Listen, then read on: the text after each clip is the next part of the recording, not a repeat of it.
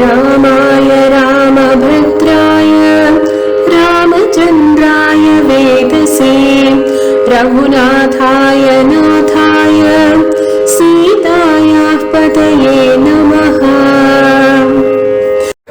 ராமரோட அவருடைய கல்யாண குணங்களையும் சொல்றதுக்கு ஒரு பாக்கியம் தான் எல்லாரும் எடுத்து சொல்லுவான். அந்த வகையில முதல்ல ராமரோட அந்த அவதார மகிமைகளையும் ராமாயணம் எல்லாருக்குமே தெரியும். இருந்தாலும் சில தெரியாத கருத்துக்களே கொடுத்து சொல்லணும் அப்படிங்கிறது தான் அறிவுரை எல்லாம். ஸ்ரீராம திருவிழால எத்தனை தரமான ராமநாமம் சொல்லலாம். நான் ராமநாமத்துக்கு இணையான ஒரு நாமம் சகஸ்ரநாமத்துக்கு சகஸ்ரநாமம் சொல்றதுனால ராமநாமத்தை முதல் சொன்னாலே சகஸ்ரநாமம் சொன்னதுக்கு இணை அப்படின்னு சொல்லக்கூடிய அற்புதமான இந்த நாமம். இந்த ராமநாமத்தை சொல்றதுனால என்ன உடனே நமக்கு ஒரு 2 கோடி பணம் வேணும். நான் ராம ஒரு 1000 தடவை எழுதுறேன். 2 கோடி பணம் கிடைக்காது. எனக்கு நான் வீடு வாங்கணும். நாளைக்கு ராமநாமத்தை நீ சொல்லிட்டீங்க. நான் சொன்னேன் நான் வீடு வாங்கணும்னு கேட்டாங்க. கண்டிப்பா வாங்க முடியாது. அதான் நாளைக்கு என் குழந்தைக்கு கல்யாணம் எனக்கு தெரியாது என்ன ஆகணும். நீங்க சொல்லிட்டு நான் 108 தடவை நான் ராமத்தை சொல்றேன் அப்படின்னா கல்யாணம் ஆகணும் கேட்டாங்க. இதை எதுவும் நடக்காது. அப்ப என்னதான் நடக்கும்? ராமநாமம் சொல்றீங்களா? ராமநாமத்தை சொன்னோம்னு சொல்றேன். இந்த கர்மாவை இந்த உலகத்தை நம்ம பொருந்துக்கணும் இல்லையா? ஏதோ கர்மாவை பொருந்துக்கணும் இல்லையா? பாவம் பண்ணணுமோ புண்ணியம் பண்ணணுமோ என்ன பண்ணணுமோ நமக்கு தெரியாது. அந்த கர்மாவை கடந்து அந்த கர்மாவை நல்லபடியா செஞ்சு கடந்து போறதுதான் அந்த ராமநாமம். எந்த மனசு இதுவும் இல்லாம நமக்கு கர்மாவை சரியா செய்யலன்னா அடுத்தது நமக்கு எந்த பிரச்சனை இல்லாம நம்ம கர்மாவை செய்யலாம் இல்லையா? எதுவுமே பண்ண வேண்டாமே. அப்போ நமக்கு கெட்டது தோணுதா ராமநாமத்தை சொல்லுவோம். அது நல்லதா மாறும். வேற ஒண்ணுமே இல்லை.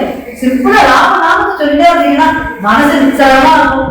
எப்பவுமே தர்ம சிந்தனையோட இருக்கும். தர்மத்தையே நடக்கும். அவ்வளவுதான். இந்த ராமநாமத்தோட மிகப்பெரிய மகிமை. இப்போ பொதுவா ராமாயணம் அப்படின்னு சொல்ல எல்லாருக்குமே தெரிஞ்ச விஷயம் தானே. ராமர் கதை யாருக்கு தெரியாது? மகாபாரதமும் ராமாயணமும் எல்லா இடத்துலயும் எல்லாரும் தெரிஞ்சதுதான். எல்லாம் ராமர் தெரிஞ்சது தெரியும். ராமர் தெரியும்.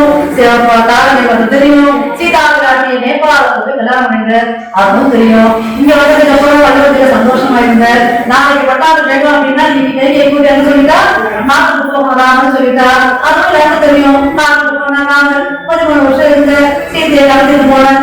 எல்லாமே ராமாயணம் சண்டை போட்டு சீத்தையை வீட்டு கொண்டு பட்டாபிஷேகம் பண்ணிட்டு இது வரைக்கும் ராமாயணம் எல்லாருக்கும் தெரியும். எத்தனோ பேர் ராமாயணத்தை எல்லாரும் சொல்லிட்டே தான் இருக்காங்க. எல்லாரும் ராமாயணத்துல அந்த மகிமைகளை சொல்லிட்டே எல்லாரும் கேட்கும். அதே ராமாயணம் தான் நீங்க தான் சொல்ல போகிறோம் அப்படின்னும் போது அதே ராமாயணத்தை நான் சொல்ல போறேன். ஏன்னா இதிகாச புராணங்களை மாற்றத்துக்கு நாம அதுல இருக்கிறது சொல்றதுதான் நம்மளோட வேலையே. அதுதான் பெருமாளோட நாமத்தோட கருத்து அது எல்லா இடத்துலையும் கடத்திட்டு போறதுதான் நம்மளோட வேலை. அதுதான் நம்மளோட தைரியம். இப்ப இந்த இடத்துல ராமாயணம் அப்படி சொல்லும்போது வால்மீகி ராமாயணம், கம்ப ராமாயணம், துளசிதாச ராமாயணம் இந்த 3 ராமாயணமும் ரொம்ப பிரசித்தி. வால்மீகி ராமாயணம் அப்படின்னு சொல்லும்போது இது அந்த யுகத்துல அதாவது ராமர் வாழ்ந்த அந்த யுகத்துல இருந்த மகரிஷி வால்மீகி அவர் இந்த ராமாயணத்தை அனுபவிச்சு எழுதிருக்காரு. அதான் வால்மீகி ராமாயணம். இப்ப அனுபவிச்சு எழுதிருக்கா சொல்லும் போது அப்ப ராமர் இருக்கும் போதே அவர் இருந்தாராம். ராமர் இருந்த போதே அவர் இருந்தார். ஆனா அவர் ராமாயணம் எழுதும் போது ராமகாலே முடிஞ்சிட்டு ராமருக்கு பட்டாபிஷேகம் கொடுத்து ராமருக்கு ரகுபதா பிறந்தது போதுதான் அவர் எழுதார் இந்த ராமாயணத்தை. அப்ப ராமர் இருந்ததுதான் அவர் தெரியாதான்னு கேட்டா அவர் பகவானோட அனுகிரகத்துல அந்த ராமநாமோட மகிமையினால அவருக்கு முன்னாடி நடந்தது பின்னாடி நடந்தது எல்லாமே அப்படியே கண் முன்னாடி காட்சி கொடுத்து அந்த ராமாயணம் சொல்லுவாரு. பொதுவா ராமாயணம் வால்மீகி ராமாயணம் 24,000 ஸ்லோகங்கள் 6 காண்டங்கள். இதுல முக்கியமா 7வது காண்டம் இருக்கு உத்தரகாண்டம். உத்தரகாண்டத்தை நிறைய பேர் அனுபவிக்க மாட்டான். ஏன்னா அதை நிறைய பேருக்கு சொல்லுவாங்க உத்தரகாண்டம் சொல்லுவாங்க. ஆனா அது கிடைக்கவே கிடையாது. உத்தரகாண்டம் தான் வால்மீகி பத்தின வால்மீகி அந்த ராமகாதை எழுதணும் அப்படின்னு தோழின ஒரு காண்டம் உத்தரகாண்டம் தான். அங்கிருந்து ராமாயணம் ஆரம்பிக்கிறது சொல்ல போனா அப்ப இருந்த பாராகாண்டமா ஒரு 6 காண்டங்களா ஒரு பிரிச்சர் 500 சட்டங்கள் சாப்டர்ஸ் 500 சாப்டர் பிரிச்சர். இதுல கம்பராமாயணம் அவர் ராமாவதாரம் அப்படின்னு எழுதுறாரு. ஆனா கம்பராமாயணம் எப்படி இதுல தெரியும்? வால்மீகி ராமாயணத்தை பேசுறதுதான் அவர் எழுதுறாரு. ஆனா வால்மீகி கிடைச்ச அனுபவம் பாத்தீங்களா அது கம்பராமாயணத்துல அவருக்கு கிடைக்கல. வால்மீகி என்ன அனுபவிச்சாரோ அதை இவர் அனுபவிச்சதால கற்பனை பண்ணிட்டு ராமாவதாரத்தை எப்ப எதிர ஆரம்பிச்சிருக்கோம்னா அயோத்தி அதாவது பாலகாண்டத்துல இருந்தா ராமாயணம் ஆரம்பிச்சிருக்கு ராமாவதாரத்தை. இதுல 9ஆம் நூற்றாண்டு சொல்லுவாங்க இல்லையா, கிபி 9ஆம் நூற்றாண்டு. அதுல அவர் மிகச்சிறந்த பக்திமான், மிகச்சிறந்த ராமபக்தர். ராமாவதாரர் தான் நரசிம்ம கர்மாவோட அவதாரம் சேர்ந்து எழுந்தார். அதனால இவர் ராமாவதாரத்துக்கு ஸ்ரீரங்கம் கோயில் இருப்பாங்களோ அங்கதான் அரங்கேற்றினார். அங்க அரங்கேற்றும் யாருக்கும் ஒத்துக்கவே இல்லை. ஏன்னா ராமாவதாரத்தை எழுதும்போது வால்மீகி ராமாயணத்துக்கு பிரபாத பக்தர் நரசிம்ம கர்மாவே வரமாட்டாரு. அப்ப நீ ஏதோ ஒரு தப்பு பண்ணிருக்கேன்னு சொல்லும் போது அங்க இஞ்சி வீட்டாளர்கள் ஒருத்தர் அங்க நீங்க ஸ்ரீரங்க கோயில போனீங்கன்னா பார்க்கலாம், நிறைய பெரிய படி சுவாமிக்கு தெரிவிச்சுவாங்க. அந்த சுவாமி ஒரு கர்ஜனை போட்டு இந்த கம்பராமாயணத்தை அங்கீகாரம் பண்ணாரு. அதனால கம்பராமாயணம் அவ்வளவு வசதி. இப்ப கம்பராமாயணம் வசதி தான். அதே மாதிரி துளசிதாச ராமாயணம் இவர் ஆத்மாத்ம ராமாயணம் அப்படிங்கிற புக்கை பேஸ் பண்ணி 16ஆம் நூற்றாண்டு எழுதினார். இப்ப இவரு பாத்தீங்கன்னா வால்மீகி ராமாயணத்தை பேஸ் பண்ணி தான் எழுதினார். ஆனா இதுல என்னன்னா வால்மீகி நேரில் அதை பார்த்து அதை அனுபவிச்சவர் அப்படிங்கிறதுல நிஜமாவே நடந்தது எழுதுறார். பட் இவாதான் எழுதும் போது இப்படிலாம் நடந்துக்குமா, இதெல்லாம் கதை எப்படி நடக்கும், இந்த டிபேட்ல பாத்தீங்களா, இந்த வாலி மருந்து நிறுத்த கொண்ட சீத்தையை போய் வாக்கு அப்படியே விட்டுட்டாரு, இந்த மாதிரி இதெல்லாம் ராமர கல்யாணம் சொல்றீங்க, இதெல்லாம் ராமனுக்கு அழகா, இவெல்லாம் ஒரு பெருமாளா, இப்படிதான் பேசுறா பாத்தீங்களா. இந்த டிபேட்ல காரணம் என்னன்னா இவா துளசிதாச ராமாயணம் நம்ம ராமாயணம் தான் வால்மீகியோட அவர் என்ன நினைச்சாரோ அதை பேஸ் பண்ணி எழுதுறதுனால இந்த டிபேட்லாம். ஆனா வால்மீகி ராமாயணத்துல இது எல்லாமே உண்மை, இது எல்லாமே நடந்தது, இது எல்லாமே அவருக்கு பெருமாளா வரும். ஏன்னா அந்த நாமத்தினால எழுதுறதுனால இதை ஒரு பெருமாள் கலாச்சாரம் கொடுக்குற காட்சி கொடுக்குற பெருமாள் நடத்துறாரு அந்த கதையை, அப்படி பார்த்து எழுதுறாரு. அதனால வால்மீகி ராமாயணத்துக்கு அவ்வளவு வசதி மற்ற ராமாயணங்களை காட்டிடும். சரி, இப்போ இந்த வால்மீகி ராமாயணம் இதுல சொல்லும்போது முதல்ல வால்மீகி யார் அப்படிங்கிறது முக்கியம். யாரும் தெரிஞ்சுக்கணும்ல, எல்லாருமே வால்மீகி யாருன்னே தெரியும். வால்மீகி ஒரு மகரிஷி அப்படின்னு எல்லாருமே தெரிஞ்சுப்பான், அவ்வளவுதான் தெரியும். வால்மீகி மகரிஷி அவர் ராமாயணம் எழுதுறார் அப்படிங்கிறதா எல்லாரும் தெரிஞ்சுப்பா. ஆனா இந்த ஒரு விசேஷம் இருக்கு, ரொம்ப ஆச்சரியமான ஒரு விசேஷம் இருக்கு. ராமநாமம் இருக்கு பாத்தீங்களா, அதுதான் ராமாயணத்தை எழுத வச்சிருக்கு. அப்ப அந்த ராமநாமத்துக்கு எவ்வளவு மகிமை பாருங்க. ராமநாமத்துக்கு மகிமை அப்படின்னா இதுதான் முதல். இந்த நாமத்துக்கு இவ்வளவு மகிமையை அனுபவபூர்வமாக அறிந்தவர் தான் வால்மீகி. அதுதான் இருக்கிற விசேஷம். சார் வால்மீகி யார் அப்படின்னா, வால்மீகி ஒரு சாதாரண வேலை, எதுவுமே தெரியாது, எழுத படிக்க தெரியாது, எதுவும் தெரியாது. அவருக்கு என்ன தெரியும், விலங்குகளை அறிய தெரியும். யாராவது அந்த பக்கமா காட்டு வெளியா வந்தா அவர் என்ன கொண்டு வந்தாலும் அந்த செல்வங்களை படிக்க தெரியும். அவருடைய உணவா இருந்தாலும் சரி, செல்வமாக இருந்தாலும் சரி, அதை எடுத்து என்ன பண்ணுவ, நேரா அவரோட இல்லத்துக்கு போக மனைவி மக்கள்கிட்ட கொடுப்ப, சாப்பிடுவர், தூங்குவர், திரும்ப வேட்டைக்கு வருவார். இதை தவிர எதுவுமே தெரியாது. இதுதான் வாழ்க்கை, இதுதான் நான் எனக்கு இதுதான் நிர்ணயம் அப்படின்னு வாழ்ந்தவர் தான். ஆனா பகவான் இப்படி நினைக்கிறீங்க, ஏன்னா வாழ்க்கையை அவரிச்சது அது இல்லை. சில பேர்லாம் பாத்தீங்கன்னா எதுக்காக நம்ம பிறந்தோடனே நமக்கு தெரியாது, நம்ம கர்மாவை பண்ணிட்டு இருக்கோம். ராமானுஜர் இருக்கார், ராமானுஜர் எதற்காக அவருக்கு அப்படிங்கிறது அவருக்கு எப்ப தெரிய வந்தது, அவர் கல்யாணம் பண்ணி தர்மாவை கல்யாணம் பண்ணிட்டு அவரை விட்டுட்டு போனதுக்கு வந்து அவர் சன்னியாசம் எடுத்தது. அப்ப இந்த உலகத்துல நம்ம அவதரிச்சது இந்த குடும்ப வாழ்க்கை வாழறதுக்கு இல்ல, வேற ஒன்று அப்படின்னு அவர் பால் மாற்றி விட்டாரு. காஞ்ச வரலாறு பெருமாள் இப்படிதான் பெருமாள் நமக்கு உண்மையிலேயே இந்த பகவானுடைய பக்தி இருக்கும்போது அவரோட விஷயங்களை பறக்க சொல்லணும் அப்படின்னு நினைக்கிறவாறு பால் மாற்றி விடுவார். இப்போ அதுக்கு அடியே ஒரு நல்ல எக்ஸாம்பிள் சொல்லலாம். ஏன்னா நானே ஏதோ கார்பரேட் கம்பெனில ஒரு 20 வருஷம் பிரசன்டேஷன் அவர் யாரோ பிசினஸ் எல்லாம் வளர்க்கறதுக்கு என்ன நோட் கொடுத்துட்டு எப்படியோ இருந்தலாம். ஆனா பெருமாளோட வைபவங்களை பத்தி சொல்லணும், பெருமாளை பத்தி பேசணும் அப்படிங்கிறது இது எனக்கு ஒரு ஆக்சிடென்டான விஷயம் தானே. ஒரு 3 வருஷமா அந்த டைம்ல நான் பண்ணிட்டு இருக்கேன். சரி, இதுல ஒரு சந்தோஷம் இருக்கு அப்படிங்கறது மனசுல போட்டேன். இப்படி ஒரு வாழ்க்கை இருக்குங்கிறது எனக்கு இப்பதான் தெரிய வருது. அப்படின்னு பெருமாள் எனக்கு விதிச்சிருக்கிறது இந்த வாழ்க்கை, அது எனக்கு லேட்டா காமிச்சிருக்கேன். இப்படிதான் உங்களோட வாழ்க்கை, இதுதான் இருக்கணும், நீ முதல்ல இருந்து இதுதான் பண்ணிருக்கணும். ஆனா உங்களோட கருத்தை வேணாலும் அதெல்லாம் பண்ண முடியாம இப்ப நீ பண்ண ஆரம்பிச்சிருக்கு, இதுதான் உங்களோட நிஜமான வாழ்க்கை அப்படின்னு என்ன நிறைவேற்றி கொடுக்குறாரு இல்லையா. அதனால அந்த நாமத்துக்கு மகிமைன்னு சொல்றது. இப்ப வாழ்க்கைக்கு இப்படியே இல்லை. ஒரு நாள் அந்த காட்டு பகுதியில் நிறைய வேற எல்லாம் வரும், ரிஷிகள்லாம் வரும். ஏன்னா யாகம் பண்றதுக்காக நாங்க வெளியே போவோம், நிறைய பொருள்லாம் போறீங்களா, இவனுக்கு அதை பத்தி எல்லாம் தெரியாது. இதை பொறுத்த வரைக்கும் அவன் ரிஷி ஏதோ பொருளா வச்சிருப்பா, உடனே அவர்கிட்ட போய் எல்லா பொருளையும் மரியாதையை வச்சுட்டு இந்த இடத்த போயிடுவாங்க அப்படின்னா அந்த விஷயம் எல்லாம் நாம யாருக்கும் ஏதோ சாப்பிட்டு எடுத்து போறோம். இதை எடுத்து நீ என்ன பண்ண போறாங்க அதெல்லாம் எனக்கு தெரியாது. இந்த வழியே என்ன இருக்கணும் அதை என்ன சேர்ந்து வச்சுட்டு போகணும் அவ்வளவுதான் அப்படின்னு சொன்னான். அப்ப அந்த விஷயத்த சொன்னாப்பா நீ சொல்லிருக்க நான் வச்சுட்டு போறேன், அதனால எனக்கு ஒன்றும் பிரச்சனை கிடையாது. நான் ஒரே ஒரு விஷயம் மட்டும் ஒரு கேள்வி மட்டும் கேட்கிறேன். இந்த கேள்விக்கு பதில உனக்கு தெரிஞ்சா சொல்லு, இல்ல யாருன்னா கேள்வி வந்து சொல்லு. பதில் சரியா இருக்குதுன்னா இந்த மொத்த பொருளை இங்கே வச்சுட்டு நாங்க போயிடுறோம் அப்படின்னு சொன்னான்.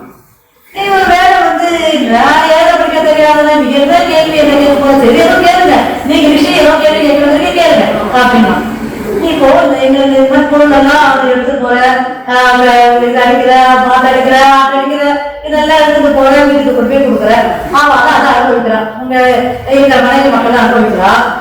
இது இதெல்லாம் அவருடைய பாவங்கள் இருக்குல்ல. ஏன்னா இப்ப நீ வந்து பொருள் எடுத்துட்டு போற, பொருள் எடுத்துட்டு போனா யாரு எடுக்கும் போது யாராவது அடிக்க நேரிடும், இல்ல கொலையே கூட சில நேரம் பண்ண நேரிடும். இந்த ஆளுகள் எல்லாம் நீ வந்து அடிக்கிற அதுக்கெல்லாம் அம்மா அம்மான்னு கத்தும், அதுக்கெல்லாம் குட்டியை வச்சு தப்பிச்சுட்டு இருக்கும். இப்பெல்லாம் ஒரு பாவம் இருக்குல்ல, நீ இது செய்யக்கூடிய விஷயங்கள்லாம் ஒரு பாவங்கள் தோண விட்டுரு.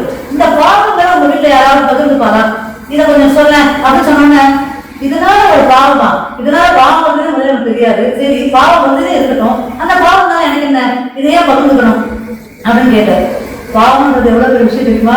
இந்த மாதிரி ஒரு ஜீவன்களை கொடுக்கறதும் ஒரு ஜீவன்களை கொண்டு நம்ம அதனால நம்ம வாழறோமே அது எவ்வளவு பெரிய பாவம். அதனால நமக்கு நடவரம் தான் கிடைக்கும். இதை பத்திலாம் அவனுக்கு தெரியும் அப்படின்னு சொன்னோம்னா இதை பத்திலாம் எனக்கு தெரியாது, ஆனா ஒண்ணு பண்ணேன் எங்க வீட்டுல போயிட்டு கேட்குவாரு, எங்க இல்லத்துல போயிட்டு என் மாதிரி எங்க கேட்கிறேன் பாவத்தை பொங்க வாழ்ந்து போனா கேட்குவாரு. அவ பாவத்தை பொங்க எடுத்துன்னு சொல்லிட்டாங்கன்னா அவங்களுக்கு சந்தோஷம் தானே, ஒரு வேலை அப்படின்னு சொன்னான். சரி போய் கேட்டுட்டு வா அப்படின்னா அவன் நேரம் எல்லாத்துக்கு வந்தான். அப்ப இருந்த பொருளெல்லாம் கையில விட்டுட்டு அவன் போய் கொண்டாடிக்கிட்ட அம்மா இந்த மாதிரி ஒரு விஷயம் நான் பார்த்தேன், நான் வந்து சம்பாதிச்சு கொண்டு வர பொருள் அது இதெல்லாம் நீ வந்து உங்களுக்கெல்லாம் கொண்டு கொடுக்குற நீ எல்லாரும் வைக்கிறீங்க, இதனால ஒரு பாவம் ஒன்று வருமா, இந்த பாவத்தினால நரகம்தான் கிடைக்குமா, நரகத்தை பார்த்தா என்னமா நடக்குமா, இந்த பாவத்தை நீங்க பங்கெடுக்க முடியுமா அப்படின்னு கேட்டான். இந்த வேலை போய் கேட்டான் மனைவி கிட்ட. அப்ப மனைவி சொன்னா ஐயா நீ கொடுக்குற பொருளெல்லாம் நான் சாப்பிட முடியும், அதெல்லாம் எங்களுக்கு பிடிக்கும், உன் பாவத்தை யாராவது பங்கெடுத்துவாங்க, நீ போட்ட கஷ்டத்தை நாய்க்கு எடுத்து நாய்க்கு அதனால போய் கஷ்டப்படுறோமா, அதெல்லாம் முடியாது, பாவத்தெல்லாம் பங்கெடுக்க முடியாது, நீ போன கூட சாப்பிடுறோமா. அப்படியே அவருக்கு வந்து அந்த நிமிஷத்துல அவருக்கு ஏதோ தோணிருக்கான், பாவத்துல பங்கெடுக்க மாட்டான் அப்படின்னும் போது அப்போ இந்த பொருளை பங்கெடுக்க மட்டும் என்ன ஆக போகுது, அப்ப இந்த பொருள் இவ்வளவு கஷ்டப்பட்டு கொண்டு வந்து கொடுக்குறேன், இதனால என்ன பையன் நேரம் இந்த மகிழ்ச்சியை கிட்ட வந்தா சுவாமி நீங்க சொன்னது எனக்கு பாவம் புரியுது, ஏன்னா வேலை கிடையாது, நீங்க சொல்றது ஏதோ புரியுது, ஆனா ஒரு விஷயம் புரியல, இந்த பாவத்துல பங்கெடுக்க மாட்டேன் அப்படின்னு அவளா சொல்லிட்டா, அப்படிதான் இந்த பாவத்தை நான் பண்றதுனால என்ன பாருங்க எனக்கு இந்த பாவத்தை பண்ணி நான் எதுக்கு இந்த மாதிரி பண்ணணும் அப்படின்னு சொன்ன உடனே அந்த விஷயம் எல்லாம் தெரிச்சாலும் இதுதான் வேணும். அப்போ பாவத்தை நீ பங்கெடுக்க கூடாது, சரியா? இந்த பாவத்தை செய்ய வேண்டிய அவசியமே இல்லை, இந்த உணவுக்காகவும் இந்த அவரை காப்பாற்றுறதுக்காக நீ பாவம் பண்ணல அது செய்ய வேண்டாமே அப்படின்னு நான் பண்ணல, பாவம் நான் என்ன பண்றேன், பாவம் பண்ணிட்டேன், இதை போக்குறதுக்கு என்ன வழி அப்படின்னு கேட்ட உடனே அப்ப சொன்னாங்க அந்த விஷயம் உட்காரு, ஒரு அழகான நாமம், அழகான நாமம் இருக்கு, அந்த நாமத்தை நான் சொல்றேன், அந்த நாமத்தை கேளு, அன்றாடம் சொல்லு, சொல்லிட்டே வா, இது பாவங்களை போகக்கூடிய நாமம், இனிமே உன்னை பாவம் செய்யக்கூடாது, தூண்டாத பாவம் செய்யக்கூடாது இனிமே அதை சொல்லு அப்படின்னு சொன்ன அது என்ன நாமம், ராமா அப்படிங்கிற 2 எழுத்து நாமம், ராமா ராமா இதை சொல்லிட்டு அப்படின்னு அவனுக்கு ராமா ராமா ராமா அது சரிதான், ஆனா ஒருவேளை எழுத புரிய தெரியாது, 2 எழுத்து கூட ஞாபகம் வச்சுக்க முடியாது, நான் என்ன பண்ணட்டும், இந்த மாதிரி எல்லாம் மறந்துட்டுனா மறந்துட்டுனா நீ கவலைப்படுறதா, இது என்னது அப்படின்னு கேட்டா அவன் இருந்து வருமா, அதாவது இது மாறா இது என்ன கஷ்டம் மாறா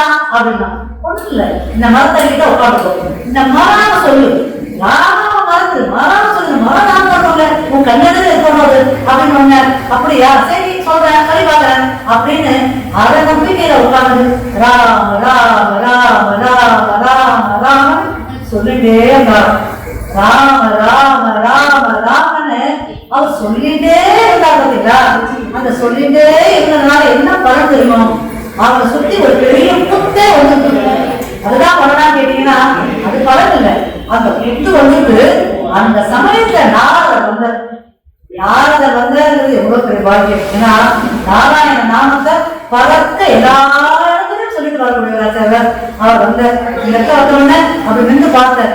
அதே வேடா எழுதுது ராமன் உன்னை பத்தி ராமன் என்ன உனக்கு வந்தாலும் என் அம்சம் நீ எழுது, ராமனோட அந்த மகிமையை சொன்ன எழுது அப்படின்னு சொன்னோடனே அந்த குற்றம் அப்படியே நகர்த்திட்டு எழுத வந்தார். அதனால அந்த வேலைக்கு வால்மீகி அப்படின்னா புட்டிலிருந்து வெளியே வந்தவர் அப்படிங்கிற அந்த பேர். அதனாலதான் வால்மீகி அப்படின்னு சொல்றா. அந்த வால்மீகி இந்த புட்டிலிருந்து அப்படியே வெளியே வந்தார். சொன்ன நேர நாரதோட கால் வந்து விழுந்தார். சுவாமி இந்த மாதிரி என்ன நீங்க தான் கூப்பிட்டீங்களா அப்படின்னு சொன்னோடனே ஆமா நான் தான் கூப்பிட்டேன், ராமநாமத்தை நல்லா தெரிச்சியா அப்படின்னு கேட்டோடனே அந்த விஷயத்த சொன்னா அந்த நாமத்துக்கு என்ன வைக்கமே எனக்கு தெரியல, ஆனா எனக்கு எதுவுமே தோணல, அந்த ராமன் அந்த நாமத்தை தவிர எனக்கு எதுவுமே தோணல அப்படின்னு சொன்னோடனே அப்ப அவங்க கேட்டா வால்மீகி இந்த ராமநாமம் சொல்றீங்களே, இந்த ராமன் அப்படிங்கிறவர் யாரு? யாரோ ராமன் இது, அந்த ராமன் யார் அப்படின்னா ராமன்றது சாட்சாத் சிவபதியான அந்த வைகுண்டரோட நாமம் தான் ராமன். அந்த ராமன் அப்படிங்கிறவர் இப்போ இங்க அயோத்தியில அரசாட்சி பண்ணி சிறப்பாக அரசாட்சி பண்ணி பட்டாபிஷேகம் முடிஞ்சிருக்கு அப்படின்னு. இப்ப எதுக்கு என்ன தெரியுதுன்னா வால்மீகி ராமாயணம் அவர் எழுதும்போது ராமாயணமே முடிஞ்சிருக்கு. ஏன்னா ராமன் பட்டாபிஷேகமே முடிஞ்சிருக்கு, அதுக்காக தான் வால்மீகி ராமாயணம் எழுதுறாரு. அப்படின்னா நடந்தது இப்படி அப்படியே எழுதுறாரு அப்படின்னா அதுதான் அனுகிரகம். என்ன அனுகிரகம்னா அந்த நாரதர் வால்மீகிக்கு ஆச்சாரியராக இருந்து இந்த ராமநாமத்தையும் சொல்லி அவருக்கு இந்த ராமாயணத்தை வந்து அவ்வளவு அழகா எடுத்து சொன்ன ராமாயணத்தை எடுத்து சொன்ன அப்படின்னு சொல்லும்போது இது ஒரு அற்புதமான ஒரு விஷயம் இருக்கு. என்ன விஷயம் இருக்கணும், ராமருக்கு வந்து 16 கல்யாண குணங்கள் அப்படின்னு சொல்லுவாங்க. அற்புதமான கல்யாண குணங்கள், கல்யாண குணங்கள் எல்லாரும் சொல்லி கேள்விப்படுறோம். அதுல ராமன் மட்டும் கல்யாண குணங்கள், பெருமாள் அவதரிச்ச எல்லா அவதாரத்துக்கும் கல்யாண குணங்கள் இருக்காங்க அப்படின்னா எல்லா அவதாரத்துக்கும் கல்யாண குணங்கள் இருக்கும். ஆனா பேலன்ஸ்டு அவதாரத்துல குணங்கள் சொல்லுவாங்க. அதிக கோபமும் கிடையாது, அதிக துக்கமும் கிடையாது, அதிக சாந்தமும் கிடையாது, அதிக உற்சாகமும் கிடையாது, அதிக தூக்கமும் கிடையாது. இது மாதிரி எதுவுமே அதிகமா கிடையாது, குறைவாவும் கிடையாது. அப்ப அந்த பேலன்ஸ்ல இருக்கிறது அப்படிங்கிறது ரொம்ப கஷ்டம் இல்ல. யோசிச்சு பாருங்க, நரசிம்ம அவதாரம் பெருமாளோட அவதாரம் தான், பொதுவான அவதாரம். நரசிம்ம அவதாரம் இணையான அவதாரம் இல்லைன்னு சொல்லலாம். அப்பேற்பட்ட அவதாரம் இருந்தாலும் அந்த கல்யாண குணங்கள்ல கோபம் அப்படிங்கிற அந்த குணம் வந்து அதிகமானது இல்லை. அதனாலதான் நிறைவேற்ற ஒரு ஆயிடுச்சு. அப்போ அந்த இடத்துல அன்புல அவரோட கல்யாணம் கொஞ்சம் வசதியா இருந்தது. ஆனா ராமனுக்கு எந்த காலகட்டத்திலையும் கோபம் கிடையாது, தர்ம சிந்தனையை எந்த காலகட்டத்திலையும் விட்டது கிடையாது, பொய்யே சொல்ல மாட்டாரு. எல்லாம் தான் அவரோட கல்யாணம் வந்து இதெல்லாம் கல்யாணம் அவங்க சொன்னதுக்கு முன்னாடி ராமரோட இந்த அற்புதமான மகிமை முதல். ஏன்னா அவர் அவதரித்தார் பாலராமர். இன்னைக்கு அயோத்தியில அற்புதமா கிருஷ்ண கல்யாணாரியா பாலராமரை நாளைக்கு விசேஷமா ஸ்ரீராமன் கொண்டாடுவாங்க. எத்தனையோ ஆண்டுகளுக்கு பிறகு ஸ்ரீராமன் ராமனே அவதரித்த அந்த இடத்துல அற்புதமா கொண்டாடக்கூடிய ஒரு தருணம் இல்லையாது. அப்போ ராமனோட அவதார விஷயங்களை நம்ம கொஞ்சம் பார்த்துட்டு அதுக்கு இந்த கல்யாண குணங்கள் என்ன சொன்னார் அப்படிங்கிறத நம்ம பார்ப்போம். இது எல்லாமே வால்மீகி மகரிஷி உத்தரகாண்டத்துல சொல்லியிருக்கார். வால்மீகி இதெல்லாம் சொன்னதுக்கு அப்புறம், இதெல்லாம் உத்தரகாண்டத்துல வந்ததுக்கு அப்புறம் தான் ராமாயணம் பாலராமாயணம் ஆரம்பிச்சது. இந்த இடத்துல அயோத்தியா அப்படின்னு சொல்லும்போது இது வந்து யுத்தத்தின் மூலியமாக இந்த அயோத்தியாவை யாரும் ஒன்றும் பண்ண முடியாது அப்படிங்கிறது தான் அயோத்தியாவோட பொருளை. இந்த அயோத்தியா அப்படிங்கிற இடத்துல தசரத மகாராஜா இவர் வந்து விஸ்வாமித்திர வம்சத்துல 67வது மகாராஜா. 68வது தான் ஸ்ரீராமச்சந்திரமூர்த்தி, 69 தான் லவகுஷா வந்தார். அதுக்கப்புறம் இந்த தசரத மகாராஜா வந்து மிகச்சிறந்த ஆட்சி, அதாவது ராமராட்சியம் ராமாட்சியெல்லாம் சொல்லுவார் இல்லையா. அப்ப அந்த ராமருக்கு இணையான ஆட்சிதான் தசரத ஆட்சியம். அவருக்கு எந்த இடத்துலையும் மக்களுக்கு எவ்வளவு நல்லது செய்ய முடியும், ஒரு ராஜ்யத்துல மக்களை எந்த அளவுக்கு சுபிச்சமா வச்சுக்க முடியும், மாதம் மும்பாடு பண்ணி சுபிச்சம் சொல்லுவாங்க. காலா இருந்து ஓடி விளையாட்டு உத்தமன் வேறுபாடு பாசத்துல மகன் முப்பாடு பெய்யும் விட்டு விட்டு பெய்யல. ரோகெல்லாம் பார்க்கலாம் நல்லா கஷ்டப்படுறோம். எந்த இடத்துலயும் மழையே கிடையாது, ஒரு நல்ல மழை, மழையே இல்லாமல் பயங்கர வெயில், பயங்கர வெயில் இருக்கிறதால அப்ப திரும்ப மழை கிடையாது, நேரம் தான் வத்தி போச்சு. இதெல்லாம் என்ன அர்த்தம், ராஜ்ய பரிபாலனம் சரியில்லை அப்படிங்கிறத உண்மை. அப்ப ராஜ்ய பரிபாலனம் சரியா இருக்கு அப்படின்னா எப்படி இருக்கணும், மாதம் மும்மாறு பெய்யும், கரெக்டா மழை பெய்யும், நிலங்கள்லாம் அறுவடை செய்வார், நிறைய செல்வங்கள் வரும், அதுக்கப்புறம் நிறைய நீர்கள் செய்யணும், திரும்ப நல்ல வெயில் இருக்கும், திரும்ப மழை பெய்யும், இப்படி மாதம் மும்மாறு பெய்யும். இதெல்லாம் சொல்லுவா. இப்ப அந்த மாதிரி இருந்தா ஆட்சியாளர்னா தசரத மகாராஜா. என்ன ஒரே அவரோட பிரச்சனைனா அவருக்கு புத்திர பாக்கியம் இல்லை. இப்ப அவருக்கு 8 மந்திரிகள் இருக்காங்க. ரொம்ப அற்புதமான மந்திரிகள். நல்லது எடுத்து சொல்லக்கூடாது, ரொம்ப முக்கியம் இல்லையா? இந்த மினிஸ்டர்ஸ் சொல்றோம். ராமராவோட முக்கியம் கூட இருக்கிற மந்திரிகள் தான். அவ வந்து ரொம்ப நல்ல மந்திரிகள். யாருன்னா திருஷ்டி, ஜெயந்தன், விஜயன், சித்தார்த்தன், அர்த்தசாதகன், அசோகன், மந்திரபாலன், அதுக்கப்புறம் சுமந்திரன். இப்ப இவாங்க சுமந்திரன் இருக்காரு. அவர் நம்ம ஓரளவுக்கு ராமாயணம் படிக்கிறவாறு அவர் யாரும் தெரிஞ்சுக்கணும். சுமந்திரர் எப்படிப்பட்டவர் அப்படின்னா, எப்படி திருதராசனுக்கு சந்தேகம் இருந்தார் இல்லையா? சந்தேகம் மந்திரியா இருந்தாலும் ஒரு நண்பனாக இருந்து சந்தேகத்துக்கு கடைசி வரைக்கும் இல்லை. திருதராசனுக்கு கடைசி வரைக்கும் சந்தேகம் இருக்காது. இந்த மகாபாரத யுத்தத்துல மகாபாரதம் என்ன நடந்ததோ அதை ரொம்ப ஆச்சரியமாக போட்டு காத்தாரு. நேரில் பார்க்கற பார்த்தாரு இல்லையா? அந்த பையன் ஒரு எப்படி வச்சதுன்னா இந்த பசு வியாச பகவான் தான் அப்படி வச்சது. அப்பேற்பட்ட மந்திரி தான் சுமந்திரன். இவரும் நிறைய விஷயங்களையும் வேதங்களையும் நேரையாக பேசக்கூடியவர் இந்த சுமந்திரன். இவன் என்ன பண்ண சுமந்திரன் போட்டார். இந்த மாதிரி புத்திர பாக்கியம். இப்ப நம்ம அந்த கரிகாவெல்லாம் நம்புறோம். பெருமாளுக்கு கரிகை விடலாம், இல்ல பெருமாளுக்கு புஷ்பரைங்கரி பண்ணலாம், இல்ல பெருமாளுக்கு ஏதாவது திருமஞ்சனம் பண்ணலாம். இதெல்லாம் சின்ன சின்ன விஷயங்கள் இதெல்லாம் பண்ணும்போது நம்ம சின்ன சின்ன மனக்கவலைகள்லாம் தீருமே அப்படின்னு நம்ம பண்ணுவோம் இல்லையா? அந்த யுகத்துல யாகம் பண்றோம். யாகம் யஜ்ஞம் சொல்லிட்டு நிறைய விஷயங்களை வச்சு பண்ணுவாங்க. அது இந்த ராஜா இல்லையா? அப்ப இந்த ராஜ்யத்துக்கு உண்டான ஒரு ஆசை வேணும் அப்படின்னா சாதாரண ஒரு பூஜை புனஸ்காரம் பண்ணா போதுமா? பெரிய யாகம் பண்ணலாம் அப்படின்னு சொல்லும் போது எல்லாரும் அங்க ரிஷிகள் அப்ப யார் இருந்தாலும் வசிஷ்டர் இருந்தார். அவரோட காலத்துல வசிஷ்டரோட பேரு தான் வியாச பகவான். அவர் தான் மகாபாரதம் வந்து செய்வார். இந்த வசிஷ்டர் என்ன பண்ணார்?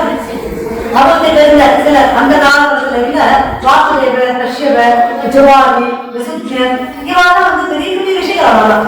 அவன் எல்லாரையும் கூப்பிட்டான். எல்லாரும் கூப்பிட்டு இந்த மாதிரி மகாராஜா ஒரு பிரச்சனை இருக்கு, என்ன பண்ணலாம் அப்படின்னு போது எல்லாரும் சொன்னா அஸ்வமேத யாகம் பண்ணாங்க. ஏன்னா அஸ்வமேத யாகம் பண்ணா கிடைக்காததான் படிக்கும், நினைச்சதெல்லாம் படிக்கும், நினைக்காத படிக்கும். அப்பேற்பட்ட யாகம் அஸ்வமேத யாகம். 100 அஸ்வம்னா குதிரை, 100 குதிரைகளை வச்சு யாகம் பண்றோம். அப்பேற்பட்ட யாகத்தை பண்ணலாம். இது பிரம்மாண்டமான யாகம் பண்ணும், அதை பண்ணலாம் அப்படின்னு தீர்மானிச்சாரு. தீர்மானிச்சு அதை முன்னாடி ஏற்பாடு பண்ணலாம் நினைக்கும் போது சுமந்திரர் இருக்காருயா, அவர் என்ன பண்ண இந்த மாதிரி விஷயங்களா இருக்கா, ராஜாக்கள்லாம் இருக்கா, அவர்கிட்ட சொன்னார். நான் ஒரு விஷயம் சொல்லிக்கிறாமா அப்படின்னு கேட்டாரு. சொல்லுங்க என்ன சொல்லுப்பா அப்படின்னு கேட்டேன். ஏன்னா மகாமந்திரியாச்சு சொன்னதை கேட்கணுமே சொல்லு அப்படின்னு சொல்லும்போது சுமந்திரர் சொன்னார். ஒரு தடவை சனத்குமார், அதாவது பிரம்மாவோட புத்திரர் சனத்குமார் எங்க பேசக்கூடிய ஒரு வாக்கியம் எனக்கு கிடைச்சது. சனத்குமார் ஒரு விஷயம் சொன்னார். என்னன்னா இந்த இடத்துல திவான் நகர் அப்படின்னு ஒரு மகரிஷி அவர் சொன்னது வந்து அந்த காலகட்டத்தில் ரொம்ப நாளைக்கு முன்னாடி திவான் நகர் அப்படின்னு ஒரு அவதரிப்பார். இந்த திவான் நகர் அவதரிச்சாக்கா அந்த மகனாக ரிஷியசிங்கர் அப்படின்னு ஒரு பொதுவாக ரிஷியசிங்கர் வந்து எல்லாரும் தெரியும். ரிஷியசிங்கருக்கு போனால் மழை வரும்.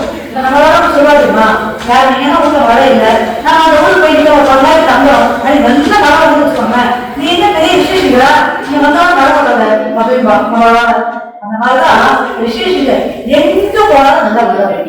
அது மாதிரி என்ன பண்ண அந்த விவாத பிள்ளை இல்லையா, இந்த ரிஷியசிங்கரை அந்த தேசத்தோட தேசம் இன்னைக்கு நம்ம பாத்திரத்துல மகாபாரத கேள்விப்பட்டீங்கன்னா கர்ணனோட தேசம் அந்த தேசம் அந்த தேசம் தான் இந்த காலத்துல இருக்குது. இந்த யுகத்தில் வந்து அதே அந்த தேசம். அங்க ரோமபாரன் ஒரு ராஜா இருப்பான். அவன் காலத்துல பெரிய மழையே இல்லாம வறட்சியாயிடும், நாடு மந்தமாயிடும். அந்த சமயத்துல இந்த ரிஷியசிங்கரை அவர் நாட்டுக்கு வரவழைச்சு அவருக்கு பாத பூஜை பண்ணி அவரோட மகள் சாவுக்கையை கல்யாணம் பண்ணி கொடுத்தா இந்த அந்த தேசமானது ரொம்ப பிரமாதமான ஒரு அற்புதமான ஒரு செழிப்பான ஒரு நாடா மாறிடும் அப்படின்னு சொல்லி அவருக்கு சொல்லுவாங்க. அந்த மாதிரி சொல்லணும்னா அவர் என்ன பண்ண விவான் நகர் அப்படிங்கிற அந்த ரிஷியசிங்கரை அவர் வரவழைச்சு யாரு இந்த ரோமபாரன் வரவழைச்சு தன்னோட சாந்தியை கல்யாணம் பண்ணி கொடுத்து அவருக்கு ஆச்சரியமாக அந்த நாட்டில் இருக்கிற செழிப்பா நல்ல மழை செழிப்பா எல்லாம் நடந்தது. இது நடந்தது. இது நடந்த உடனே அந்த சரத்குமார் அவர் இன்னொரு விஷயம் சொன்னார். என்னன்னா இதே காலகட்டத்துல தசரதன் அது ஒரு மகாராஜா அவருக்கு புத்திரர் இருக்காரு. அவர் புத்திர காவலியாக இந்த ரிஷியசிங்கரை வச்சு பண்ணும்போது கண்டிப்பாக புத்திர பாக்கியம் இருக்கும். சாட்சாத் அந்த விஷ்ணு பகவானே அவதரிப்பார் அப்படின்னு சொல்லியிருக்கார். அதை சொல்லுவார் இந்த சுமந்தர் இந்த மாதிரி சொல்லியிருக்காரு ஏற்கனவே சனத்குமார். இப்ப அவர் சொன்ன மாதிரி விஸ்வசிங்கர் இந்த இடத்துல இப்போ இங்க நடந்து முடியுது ரொம்ப சக்சஸ்ஃபுல்லா அவருக்கு அங்கதேசம் ரொம்ப பிரமாதம் செழிப்பா இருக்கு. ஆனா அதே மாதிரி இங்க தசரத மகாராஜாவுக்கும் புத்திர காமேஷ் நடக்கணும் அப்படிங்கிறது நியமம். அது வந்து ஏற்கனவே நிர்ணயிக்கப்பட்ட ஒரு விஷயம். அதனால நீங்க விஸ்வசிங்கர் வரவழைச்சு புத்திர காமேஷ் யாரும் பண்ணக்கூடாது அப்படின்னு சொன்ன உடனே அவருக்கும் ரிஷிகள் தான் அவருக்கும் நல்ல விஷயமா தான் தோணுது. சரி அப்படின்னு சொல்லிட்டு விஸ்வசிங்கரை மேலாளத்தோட அவரை கூட்டக்கும்பம் வர வச்சு அவரை அமர வச்சு அவரோட பாத பூஜை எல்லாம் பண்ணி விஸ்வசிங்கருக்கு அந்த இடத்துல ஆரம்பிச்சார். அதுதான் என்னன்னா புத்திரகாமேஷி யாகம். ரொம்ப அற்புதமாக புத்திரகாமேஷி யாகம் பண்ண இதுல புத்திரகாமேஷி யாகம் அப்படின்னு சொல்லும்போது அந்த இடத்துல ரொம்ப யாகம்னா முடிஞ்சிருக்கு. பிரம்மாண்டமான யாகம், இவ்வளவு அற்புதமான யாகம். இந்த சமயத்துலதான் தேவர்கள், ஏன்னா அந்த காலத்துல தேவர்கள் இருந்த காலம் தானே, தேவர்கள் என்ன பண்ணா பிரம்மா கிட்ட போய் எல்லாரும் அழுதாங்க. என்ன அழுதாங்கன்னா, சுவாமி நீங்க பாட்டுக்கு இந்த ராவணன் அப்படிங்கிறாங்க, அவனுக்கு எல்லாத்தையும், அதாவது தேவர்களால, கந்தவர்களால, அசுரர்களால, யட்சர்களால, ராட்சசர்களால, இவன் 24 மரணம் கிடையாது அப்படின்னு ஒரு வார்த்தை கொடுத்துருக்கோம். இந்த வார்த்தை கொடுத்ததுனால அவன் என்ன பண்ண தெரியுமா, ஒரு கஷ்டம் கொள்ளாம இருக்க கிடையாது. எல்லாருக்கும் கஷ்டம், தேவர்களுக்கும் கஷ்டம், எல்லாருக்கும் கஷ்டம். அவன் அத்தான் ரொம்ப கஷ்டம். ஏன்னா மரணமே கிடையாது. மரணமே இல்லாத போது யாருக்கும் எதுவும் பண்ண முடியாது. ஆனா அதே சமயத்துல ராமனை பத்தி ரொம்ப அற்புதமா வால்மீகி ராமாயணத்துல அவன் மிகச்சிறந்த பக்தர், சிவபக்தர். அவன் வந்து வேதங்கள் முறைப்படி கற்றவர். இன்னும் சொல்ல போனா அவருக்கு சாம வேதம் சொல்லுங்களா, அதை சொல்லி பெருமாள் அப்படி ஆச்சரியப்படுத்துவாங்க. யாரு? சிவபெருமாள். சிவபெருமாள் அவருடைய சாம வேதத்துக்கு அப்படி அடிமை. அப்பேற்பட்ட பக்தர். இந்த மாதிரி புத்திரகாமேஷியாக பண்ணாங்க. அது வந்து ஒரு அற்புதமான தோட்டம், பிரம்மாண்டமான தோட்டம். எப்படிப்பட்ட தோட்டம்னா அவ்வளவு ஒளியோட, ரொம்ப கம்பீரத்தோட, மிகுந்த தேஜஸோட, எல்லாரும் ஆச்சரியப்பட வகையில ஒரு உருவம் வெளியில வந்தான். அந்த உருவம் வெளியில வரும்போது எதிரே வந்து என்ன வந்து தெரியுமா, தங்க பாத்திரம் இருக்கு இல்லையா, அந்த தங்க பாத்திரத்தோட ஒரு வெள்ளி மூடி போட்டு அந்த பாத்திரத்தோட வெளியில வந்தான். பாத்திரம் எல்லாருக்கும் ஆச்சரியமா போயிடுச்சு. அப்ப அந்த யாருக்கு வந்து அந்த சொல்லலாம், இல்லாத யாருக்கு வந்து ஒரு உருவம் நேர தசரத மகாராஜா வந்து இந்த பாயசம், அதாவது அதுக்குள்ள இருந்து திருக்கண்ண வந்து சொல்லக்கூடிய அற்புதமான பாயசம். அந்த பாயசத்தை அந்த தசரத பொழுது, இந்த பாயசத்தை உன்னுடைய பத்திரியார் 3 பேருக்கும் பிரித்து கொடு, கண்டிப்பாக சாப்பிட்டா அந்த பகவானே அதை அவதரிக்க போற அப்படின்னு சொல்லி மறந்துட்டு அந்த பாயசத்தை வாங்கி, ஏன்னா 3 பேர் ஏற்கனவே முறைப்படி விரதம் இருந்தான். 3 பத்திரிகை நேர அவர் இடத்துல வந்து இந்த பாயசத்தை கொடுத்தா. பாயசத்தை கொடுத்தோம்னா அதுல என்ன பண்ணா, தசரத மகாராஜா அந்த அவ்வளவு பெரிய பாயசத்துல பாதி பாயசம் இருக்கு இல்லையா, அந்த பாதி கௌசல்யக்கு கொடுத்தாரு. கௌசல்யக்கு கொடுத்தது மீதி பாதி பாயசம் இருக்கு. அந்த மீதி இருக்கிற பாதி பாயசத்துல ஒரு பாதி பாயசம் அதை எடுத்து இவர்கிட்ட கொடுத்தாரு, கையிலே கொடுத்தாரு, கையிலே எடுத்துட்டாரு. அதுக்கப்புறம் அந்த பாதி பாயசம் இருக்கு இல்லையா, மீதி என்ன பண்ண அதை 2ஆ பிரிச்சாரு. கால் பாயசம் இருந்தது. அந்த ஒரு கால் பாயசத்தை சுமித்திரிட்ட கொடுத்தாரு. சுமித்திரிட்ட கொடுத்தோட இன்னொரு கால் பாயசம் இருக்கு, அதை கைகே கிட்ட கொடுக்கும்போது கைகே சொல்லிட்டாரு, இல்ல இல்ல எனக்கு ஒரு புத்திரன் போடும் அப்படின்னு சொல்லிட்டாரு. அப்போ அந்த இருக்கிற கால் பாயசத்தை திரும்ப சுமித்திரைக்கே கொடுத்தாரு. சுமித்திரைக்கு கொடுக்கும்போது அதற்கு அவர் 2 கால் பாயசம்.